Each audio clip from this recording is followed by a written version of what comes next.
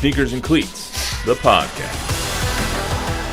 Welcome back to the Sneakers and Cleats podcast. It is Monday, October 28th. This is episode 146. We are freezing in here.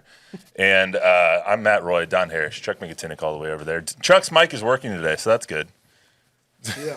Maybe. That was your cue to say something into the mic. Testing. There you go. I was like, I think, pretty sure. Is that cool. what you're supposed to do? Guys, how was the weekend? Better than the Cowboys? It was a great weekend. Infinitely better than the Cowboys, yes. Yeah, it was a fun weekend. The Broncos won, so that's good. Obviously, It was your we're in that birthday shirt. weekend. You went to a special dinner.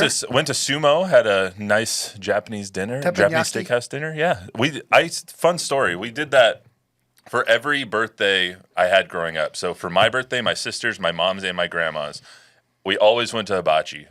And so I hadn't done it in like 8-9 years. Cool. So I told Jordan, I was like, let's go do that. And so we invited our friends and had a nice little time. The chef, his name was Tommy, he had a little bottle of sake that he kept on the thing. So he just kept giving me pulls of sake the entire night. It was fun. A lot of fun. Sounds like a good place to go. It was pretty great. Tommy's fantastic as well. You So flipped some shrimp up in the air into your mouth. yeah, I caught him. Jordan caught him. Everyone else dropped him. So I would just like to say we're pros at this. That's fun stuff. No, it's absolutely. Plus, we had some great college games. Texas A&M winning. Texas barely pulling it out against Vandy. So a lot of good college matchups. UTSA with a heartbreaker. Shout out Aggie all black uniform. Uniforms are. Yeah, Liked it. Those look good. I like the UTSA's wearing their all blacks this week. I think against Memphis. Yeah, that's for their funeral. No, I think that was last I don't weekend. hear anything in here. That was last weekend was their funeral. But Yeah, but Memphis is a different bird. absolutely. I'll be at that game this weekend, actually, so that'll be fun. Anyway, so we got a lot to talk about today. Before we get started, I want to remind everyone, subscribe to the News 4 Fox SA YouTube channel. If you are so inclined, give us a 5-star rating, rate, review, subscribe to the podcast on your favorite podcast app. Helps us out a lot. Going to talk Spurs. They're 1-1 on the young season. They lost the season opener, won the home opener. So what have we seen so far? Surprised, Don, so far in this young season, plus Cowboys. We're going to talk to them after their lopsided loss and a lot of weird things happening around the league. Weird/stupid things happening around the league yesterday. So we'll go into some of those as well. But first, I want to talk about the trivia question. With the win over the Rockets on Saturday, the Spurs are now 25-4 in home openers under Greg Popovich, according to Jordan Howenstein. When was their last loss at home in a season opener? Would it have to be recent? Because they've been so bad in the last 5 years. If I was going to err on that, yeah, for sure. But I don't even have a guess. It is recent. Okay, 2 years ago. Last year. Last year. I was close. Last year against Dallas, they lost 126-119. 2 years ago, they also lost 129-102 to Charlotte. But starting out Greg Popovich's tenure, they did not lose a home opener until 06. Wow. So, 07. You know what that's called? 2 words. Tim Duncan. They lost in they did lose in 06, they lost in 09, and then they lost 2 years ago and last year. Those are the 4 losses in home openers. They almost lost on Saturday after leading by 22 points, but luckily that did not happen. So let's go over some Spurs here, since that is my biggest interest right now, because I'm quite frankly sick of talking about the Cowboys. I want to go over a little good, bad, and ugly. So they beat the Rockets. They lost to the Mavericks. The good from Saturday is I think that Saturday game is a game that last year they would have lost. Correct. And this year is a game that they pulled out because they had a little bit more grittiness, a little bit more toughness, a little bit more physicality, and a little bit more veteran leadership. Don, what do you think? A little bit more Chris Paul. Made a couple of key plays down the stretch. Their defense is better, and defense came through down the stretch, even though the lack of it is the reason that Houston came back. Houston went ISO, and they got some guys that can really beat you off the dribble. Jalen Green's really good. And their athletes just were part of that big run. But, yeah, I like the fact that Steph Castle's playing crunch time minutes as a defensive presence. Harrison Barnes really guards people. Sohan has been better than I expected. Chuck and I he's our whipping boy when we watch Spurs games because just how bad his hands are. But he's so good at energy, defense is the way he moves his feet, and he's getting better in cutting and finishing layups So just don't let him handle the catch ball. it. Just don't when let he him can handle catch the it, ball. and when he can not turn it over, dribbling. But he's better than I expected. He's you got to give the guy props. I think he had 17 and 12, and he also had a lot of points in the opener. It's just really funny when you're like, yeah, when he can dribble the ball, he's fine. He was born to be defensive end or something, not necessarily a. Yeah, corner. He's a cornerback. Yeah. Super twitchy. You like everything about him. Doesn't The way have he hands. moves. Yep. He's Devontae It's Turpin. just you hold your breath when he's moving and then has to catch it. Hand-eye. I wrote a couple of goods down. I only wrote down one bad one, or two uglies, really. But the other good I wrote was the Chris Paul grit that he kind of brings to the team. Dylan Brooks is going to be an asshole like all the time on the court. Chris Paul is now the joker. He's now the asshole for the Spurs a little bit because you see him getting into it. You see him defending his guys, showing them exactly how you're supposed to act when you're facing one of those kind of, I'm going to call him a joker, but one of those Alpha jerks dogs. on the other side of the court. And you saw Chris Paul in a little video like throw a little elbow at Dylan Brooks like inconspicuously. And so I love that Paul grit. has always been chippy. He's in that category with the Pat Bevs and Brooks that just a little chippy. When he's on your team, you love it. Spurs had Bruce. Bruce is one of the dirtiest players of all time, and nobody in San Antonio said that because he's on your team. Yeah, well, you also usually those players, the Dylan Brookses of the world, the Pat Bevs of the world, they're not the Draymond Greens. They're not the most talented players on the team, and maybe they don't give you that improvement because of their basketball acumen. It's all the effort. It's all the energy. Chris Paul, throughout his career, has obviously been one of the best point guards in the league and has been an all-star, is going to be a Hall of Famer. He brings that still, but he also brings the grit. And I think that's some of those things that Keldon and Jeremy can really use to their advantage is bringing a little bit more of that grit. Jeremy's that guy too. Yeah. I think so as well. Yeah. Yep. Did you hear a soundbite before the first Houston game? He didn't care. Where's the bleep I have here? He basically said bleep Houston. Yeah. And laughed. And they should. I mean, they play again tonight, so we'll see how Dylan Brooks and But I also liked Wemby's toughness. I mean, that was a play where diving on the floor and stuff. Yeah. where Wemby could have just rolled over and let Dylan Brooks have the ball, and he just decided it's a fumble recovery. It's mine. I'm not giving it up. I don't care what Brooks. And then Brooks had to try to prove a point to rip it away from him, and Wemby didn't give in. So I kind of like that. He wasn't Cam Newton in the Super Bowl when he sees the ball and doesn't dive for it. And then the other good I thought was the physicality of the team. They out-rebounded the Rockets on Saturday. I loved seeing that. That Friday or that Thursday game was one of those that is a stereotypical this version of the Spurs loss. Like really good in the first half, showed up defensively, and then in the second half kind of just let them shoot. And Dallas made every three that they had. But I think they out-physicaled Houston, which is something that they can hang their hats on because Houston is a physical team, especially under Ime Udoka. So it's something I really like to see. The bad I thought was Thursday's one that the Spurs still can't win. They can't win a game where they don't play good defense. And in the second half of that game, the first half was a little wishy-washy, and I know that all three of us were at TNL that game, so we really didn't see all of it. I went back and watched most of it. But the first half was partially Dallas not shooting the ball well, turning the ball over, not playing well, partly because of the Spurs defense. And then when you have a team just go lights out like that in the second half, like Dallas did, you're not going to be able to win that game because the Spurs don't have enough shooting to keep up with it. Look at the Houston roster. They have so many guys that are athletes that can get to the rim and score.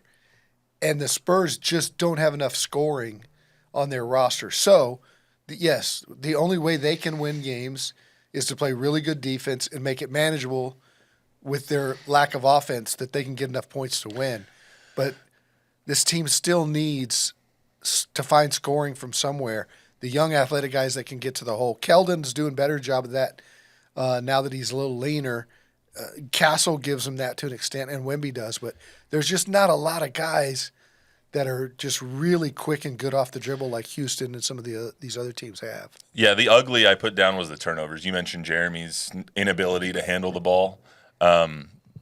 Shouldn't have him have the ball in his hand very often, except for on putbacks and when he's driving to the bucket. But 19 turnovers in the opener, 17 in the home opener, averaging 18 through 2 games. You're just not going to win a lot of ball games when you're turning the ball over 18 times. And then on Saturday, I also put 3-point shooting as the ugly. Saturday, they started out 6 for 7, helped them build up that 22-point lead, but then you end 2 of 13. So in the box score, you shot 40%. Awesome. But you ended the game 2 of 13 from 3 on the last 15 attempts. So that's never going to be something where you can pull away from a team and really put them away if you're shooting 2 of 13 from 3. So are those the two that you were thinking as well, maybe the ugly part of it? Turnovers and lack of being able to stay in front of anybody on defense towards the end of that game. Absolutely.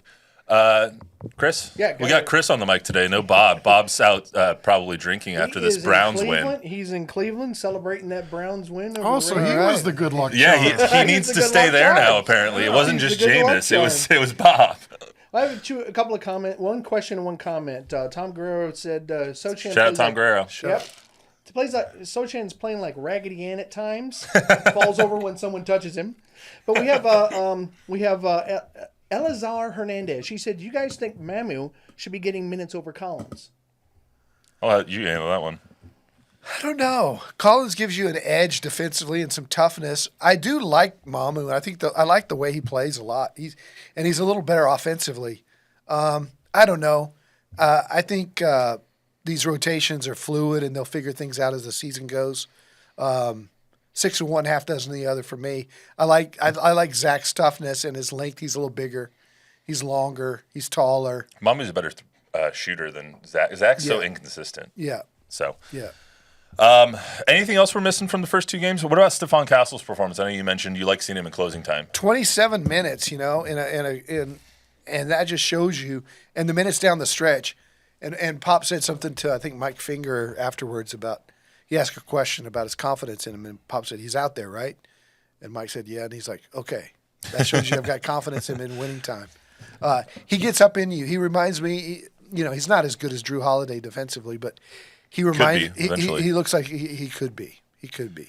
Yeah, Steph, I think that they held him back on that first game just because of the nerves of the season opener and all that stuff, but I think we'll see him more in the 27-minute range than we will in the 15-minute range. The thing I like about that guy, every time you look at a box score, his plus or minus is always plus. Yeah. I mean, tells he you always he's makes good. the right Every play. time. Yep. Let's get on to the Cowboys here. It's the Spurs playing once again at home tonight against the Rockets. You'll be over there here in a little bit. So Cowboys lost to the 49ers. Big shocker, 30-24. They fall to 3-4 on the season. I feel like they lose to the Niners every year, and every year we have the same conversation that they got out physical, they got outplayed. And once again, we're having the same conversation for another year. We'll get to the game first, then we'll talk about the Trayvon Diggs aspect of it and his precarious actions, I guess. I'll just put it that way. Let's hear from Coach Dak and some of the players after the game first. We're just, I keep using the word green because I think that's a pretty good illustration of where we are and in segments of our team. Their team. We got to keep working.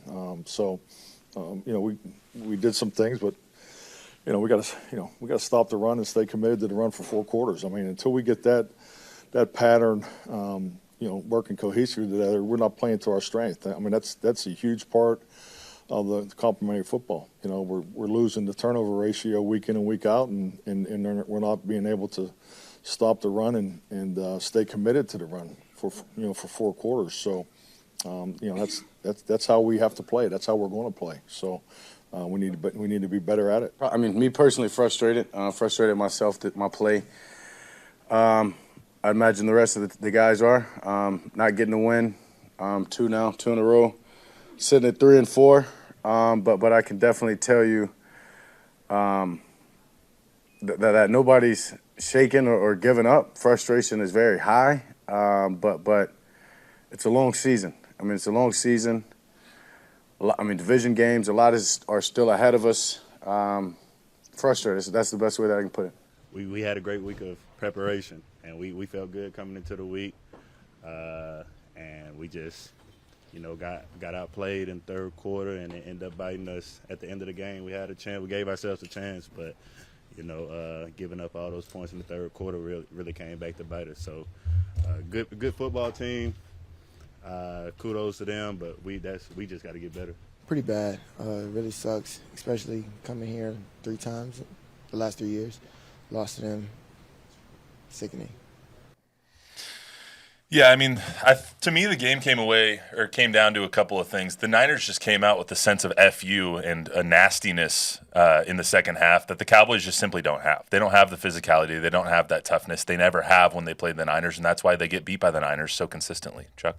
Well, I thought, they played a pretty good first half defensively, right? I mean, at least it looked like they were going to be competitive start to finish, but you cannot turn the ball over. That first interception that Dak threw was like, I don't care what the situation is. You're throwing it up. You're hoping your guy makes a play. You're trying to get the offense going, whatever it is.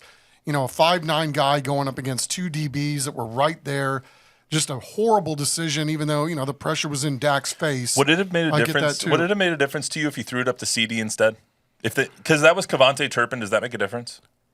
Well, in some ways, yes. Because he's a 5'7", 5'8" guy instead of CD. I was just curious. To me, that's just one aspect of what we saw last night. The third quarter was, yes, the 49ers exerting their will. The Cowboys were getting away with a couple things. They had a couple of mismatches that weren't going in their favor in the first half that they were able to overcome, make them kick field goals as opposed to getting touchdowns. But you have to play perfect when you're that banged up on defense. And, it's the same old story, right? They did it for a while. They looked good, okay for a while on defense.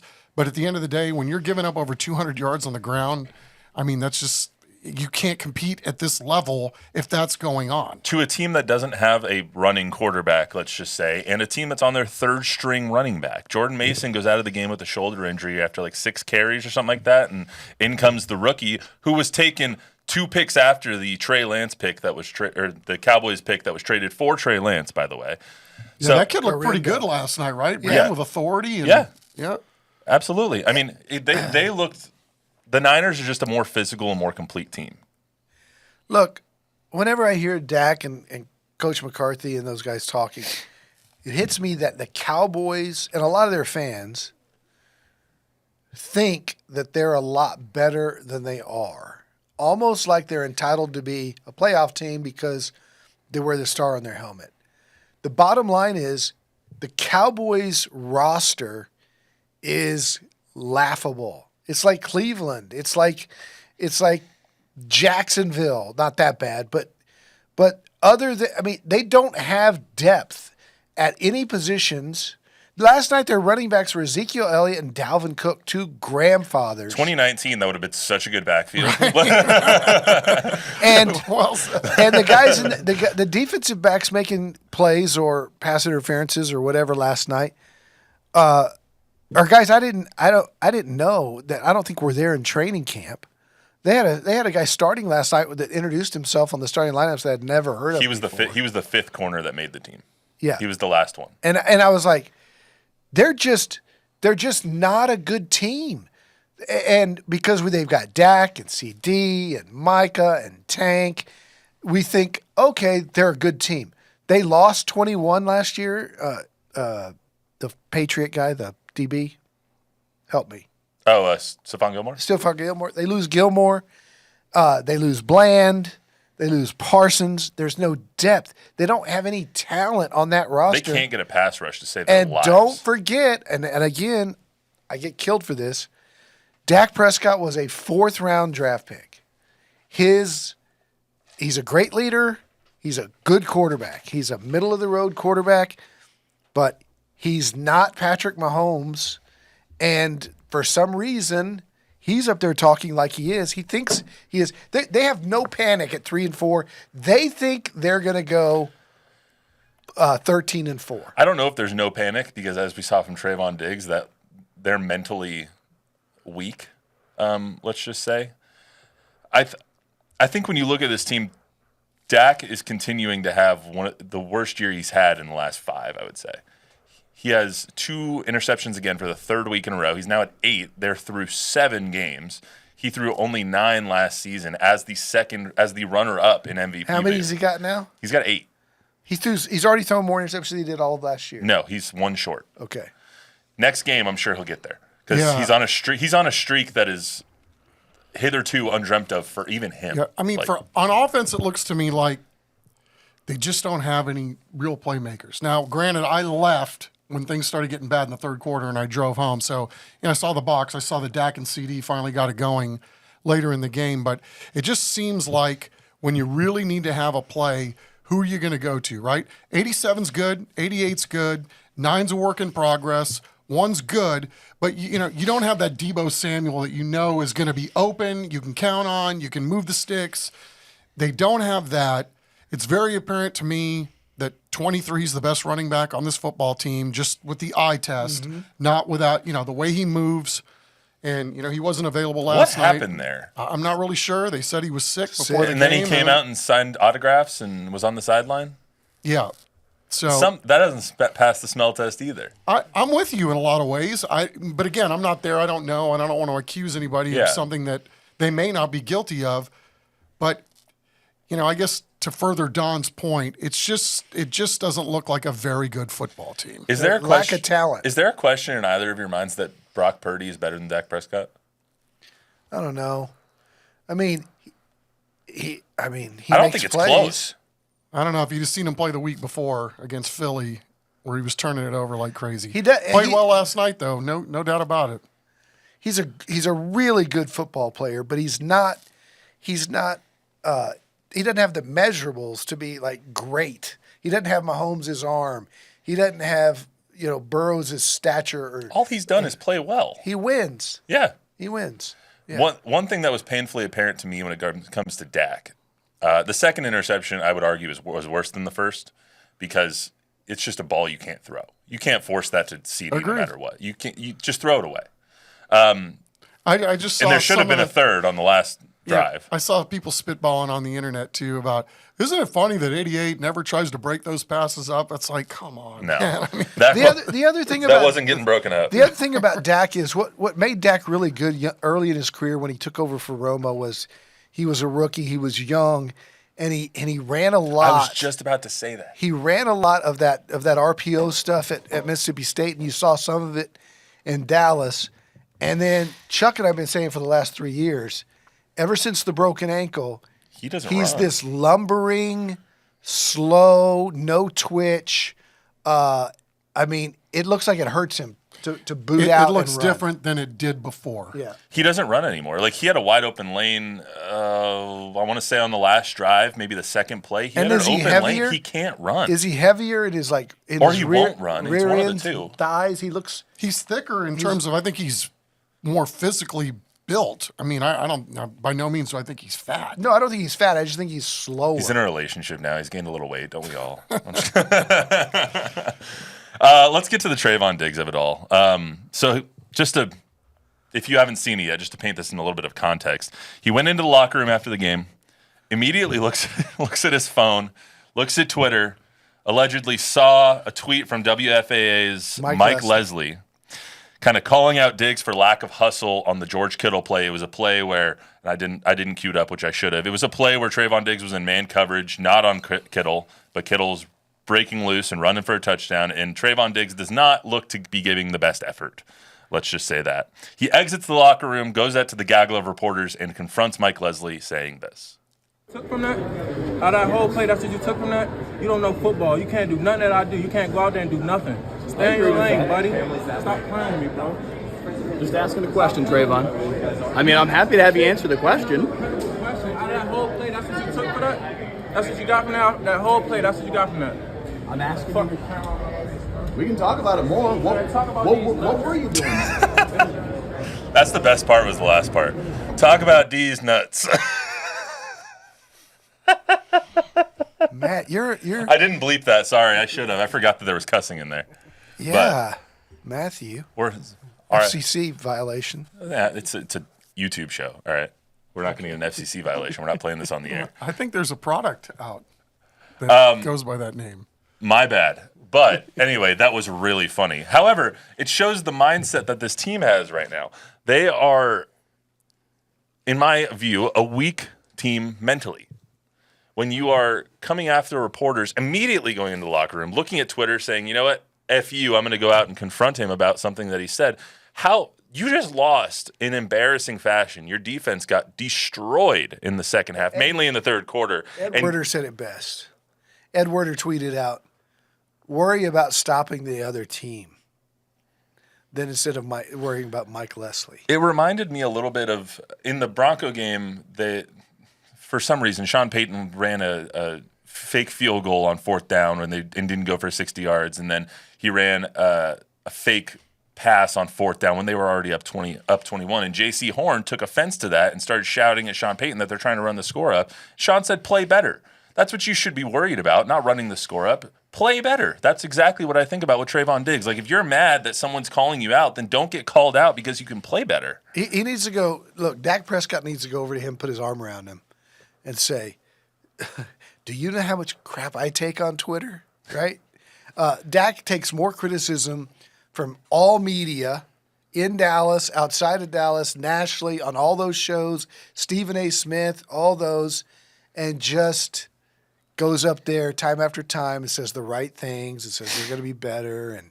And to be reactionary over a media tweet, we had that happen here with the Spurs last year. I did. And it's like, look, these younger players are so used to, I don't know why they're so sensitive, but they're so worried about what people think or say of them on social media that he's going to his locker room. The first thing they're doing is checking their phones to see what people are saying about him. Fine. If you see that Mike Leslie is criticizing you, sit in your locker, wait for the guy to ask you a question, and answer the question. And answer it any way you want. You can go after him then. Go after him there. But to go out of the locker room and confront a reporter for a tweet, it just shows you how thin-skinned, not just Trayvon, but this generation of player is worried about what's being said about him on social media. Yeah, it's always a tough one, right? Because it's easy for us to sit here and say what you would do if this was you being criticized at the rate that these guys are. But, yeah, there's an old line about never let them see you sweat, right? Like, don't give it any energy and just – because now it's a thing. Right. Right? Now you're going to have to continue. You made it into more than what it was. And, you know, I don't know. I think there's a time and a place for everything, and that was definitely not the time, nor it was the place. Nor the organization. You would think that this organization, as good as they are with the media and as good as they are with taking criticism and being available, that somebody, Jerry or Steven or somebody, Tad. Well, he wasn't there last night. But somebody's going to have a conversation with Diggs. That was just frustration, immaturity. And I like Trayvon. I think he's a mature kid. But he just can't do that. Yeah, I do too. And I mean, there's a lot about him that I appreciate too, because I think he's the reluctant guy to get out in front of the camera. Although he did it, I think, pretty much every game this year except the last game. You know, I think there's a little bit of him that he's shy, but he's super thoughtful. You know, obviously a very cerebral player too. But I think he does it because he knows he's got the bag. He's one of the guys that's getting the bag. He is, whether he knows he's one of the leaders of the team. So I think he does the media stuff reluctantly. So when things aren't going his way, I mean, I can understand why, he thought, okay, I've been good to you guys. I've been doing stuff outside my comfortability. And then you do me like this. So, I mean, I get that. Chris, you got anything? Well, I got Toughness Guevara. He said he's been a Cowboys fan since 1972, since he was 12 years old. And he said this is the worst he's ever felt about the Cowboys season. He said they may not even win another game. 1 in 15. There was one 1 in 15 season there in like '88. Yes. I would have felt a little worse about that. And Troy didn't win that game. But the thing is, at least you knew there was Aikman there. You could see light at the end of the tunnel. I think of the Chan Gailey, Dave Campo years. There were some bad teams there, even in Tony Romo's career. Fair enough. Speaking of the next 5 games for the Cowboys, real quick before we move on, because we're going a little long. But next 5, give me win or loss. At Atlanta at noon on a Sunday. Win. Okay. I'm having a hard time going there with any of these, actually, after what I saw last night, especially with an extra week to prepare. So I'm going to have a hard time saying anything. I got to see it to believe it at this point. So loss? You think they lose Yeah. that game? Yeah. Home to the Eagles. Loss.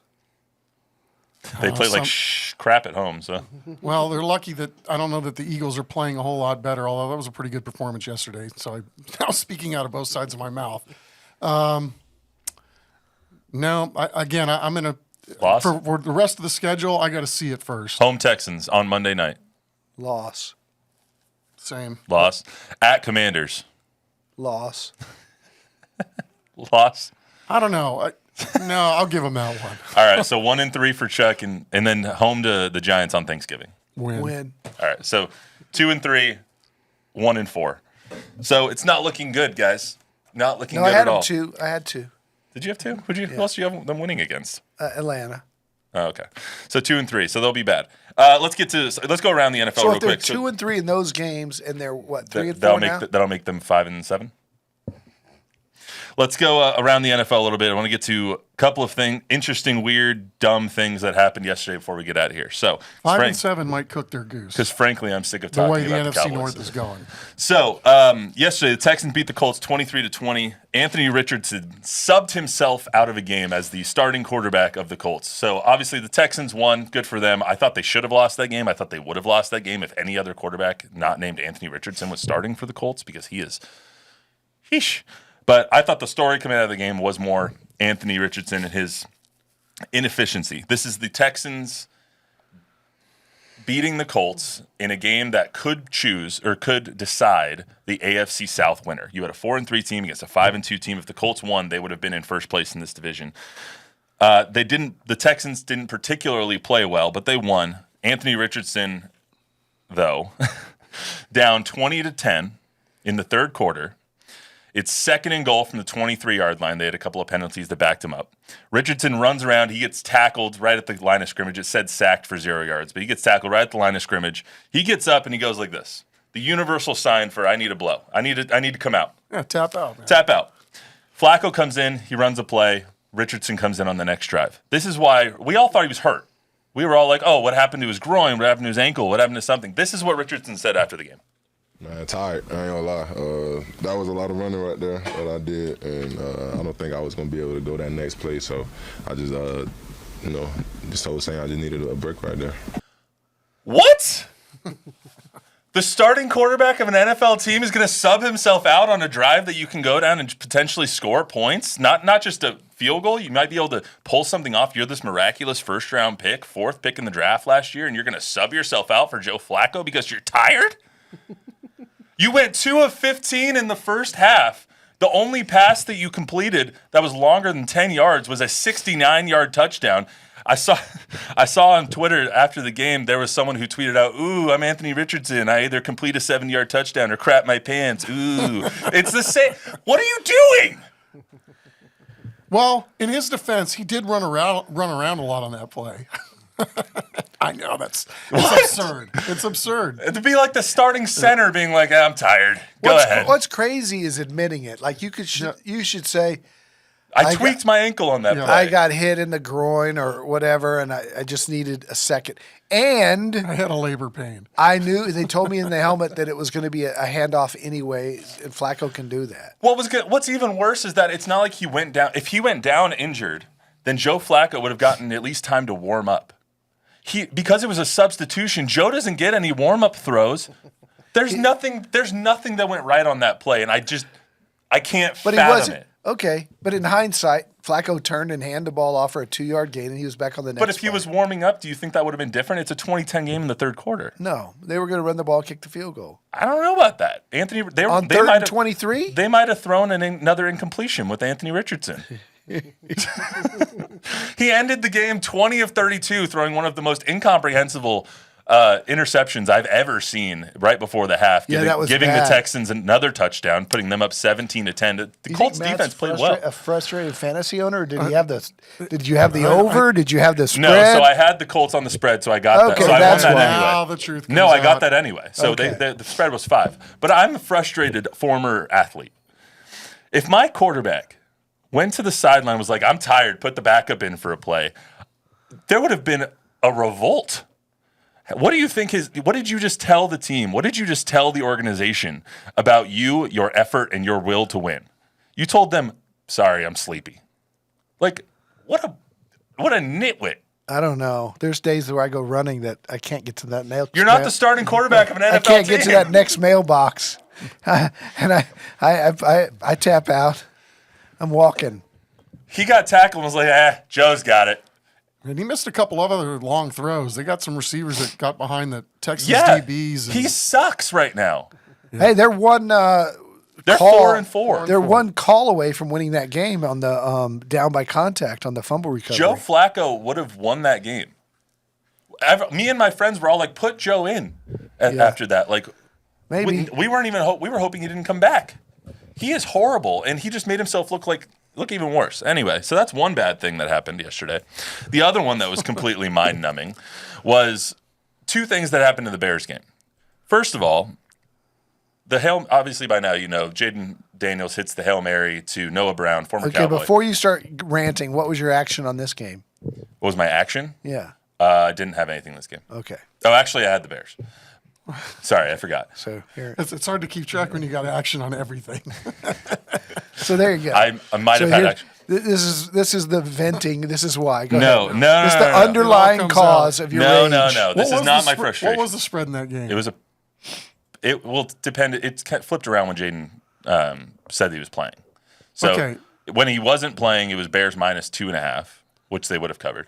When he came into the game and when it was announced he was starting, it flipped to Commanders minus 1.5, I think, or minus 2.5, something like that. But anyway, I just had the money line. So first, the Bears go up with like 22 seconds left. Jaden Daniels hits a 13-yard out to Scary Terry, who is completely unguarded, who they basically get 13 yards to take it to the 48-yard line. Now they have enough for a Hail Mary. And this is what Matt Eberflus says about that play before the Hail Mary after the game. 13-yard strike, they get out of bounds in 2 seconds. Are you preparing that play for them to run some kind of shots to the end zone laterally, or is that something where how do you look back on that spot? Yeah, because you're defending touchdown, right? You're defending touchdown there, and them throwing the ball for 13 yards or 10 yards, whatever that is, doesn't really matter. It's always going to come down to that last play. And it came down to a 2-second play to the last play, and we got to execute on that one. What the hell are you talking about? It doesn't matter. It does matter. Yeah. Dan Quinn afterwards said that it was the most important play on the drive. Tony Romo called it in advance. Yeah. They've seen it before. But I don't know that it's the wrong move defensively because you might give up something bigger with 13 seconds to go. Well, the same thing in the Colts game. You saw why am I forgetting? D'Amico Ryans, he blitzed 4 people off the left edge when Anthony Richardson was trying to heave it to the end zone. So he couldn't roll right and get all of it behind him. There's nothing like that in the Bears game on that play or the play afterwards. They just allowed a 13-yard completion, which allowed Jaden to get enough behind him to where he could almost get it to the end zone. He was still short.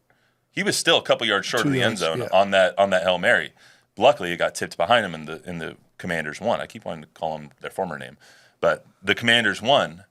But to say that play doesn't matter is one of the dumbest things I've heard a coach say in a long time. And I'm not one that's usually prone to hyperbole, but this is just stupid. Say what? I mean, yes, in the grand scheme of things now. Hindsight. Yes, if Jaden Daniels only has 65 in his arm, although that was a hell of a play, right? Moving around and clearing space and getting your feet, being able to square your shoulders and get your feet set and all that, then the 10-yard, 13-yard out, whatever it was. But if I wasn't thinking that at the time, I'm thinking they don't have enough time to do something like that. Yeah. Clearly they did. They executed it perfectly. They had plenty of time to do that. And then afterwards, this happens on the Hail Mary where Tyreek Stevenson is taunting the fans for 5 seconds during... That to me is the game right there. During the play. And this is the same guy who got a personal foul earlier in the game on Terry McLaurin for talking crap to him in his face. And who tips the ball. And who tips the ball to Noah Brown. What is going on? Like what? Did you drop him from your fantasy team? He's a defender. He doesn't belong on a fantasy team anyway. Okay. But Like, I just can't. The idiocy of what happened in the last 2 plays of that game, I will never understand. And it's not even because I had a bet on the Bears. It's because I just hate stupid football. I hate stupid football. And Matt Eberflus made a dumb decision there, and Tyreek Stevenson made a dumb decision there. Also, why do you have a quarterback spy on a Hail Mary attempt? I don't know. I know this, Matt. Chuck and I are both twice your age, and we, in the last, 10 years maybe, have witnessed enough stupidity outside of sports that stupidity by a 23-year-old kid playing in the NFL is nothing that's going to get under our skin. Yes. And I mean, look at how much joy that play brought to the entire operation yesterday, right? We all came out of our chairs. We were all yelling and screaming. I mean, it was a nothing game, and then all of a sudden it wasn't. It was pretty cool. Yeah. I mean, it was ASU legend, by the way, Jaden Daniels, just saying. It was a great play, and I'm happy for Jaden, but I just can't believe how dumb the Bears are sometimes. Yeah, They're look just one of those I know a organizations. couple people in this room that know how. Lions fan, Packer fan. Look around the world every single day, and you'll see so much more stupidity. Election week's next week. We're going to see a lot of stupidity over the next week and a half, I'm sure.